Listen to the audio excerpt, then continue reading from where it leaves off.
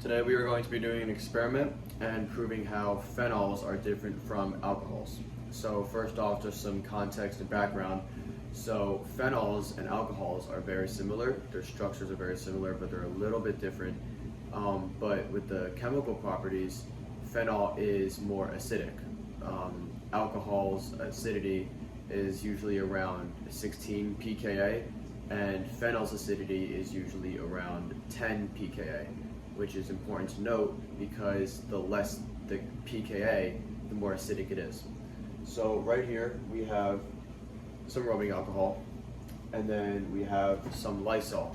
And Lysol is a derivative of phenol, and there just happens to be a company that named itself after the derivative. This does have phenol in it. Phenol is commonly used in cleaning products. It's not as widely used as it used to be because it does cause chemical burns, and you can see that right here on every bottle of Lysol or Clorox or anything. You'll see that it's a skin and eye irritant, so just keep away from the eyes, and if it gets on your skin, wash it off pretty quick. But yeah. So right here on my stove, I have 2 spots of dried sauce. They're pretty similar, but on one spot, I'm going to be putting the rubbing alcohol, and on the other spot, I'm going to be putting the Lysol surface cleaner. And I'm going to prove how phenol is more acidic because the phenol, after sitting for a few minutes, I'll let them both sit for a few minutes, but it'll prove how phenol is more reactive and acidic because this spot will come off the surface easier than this spot because this spot has the alcohol. This spot will have the Lysol on it. So I'm going to go ahead and put some rubbing alcohol in this.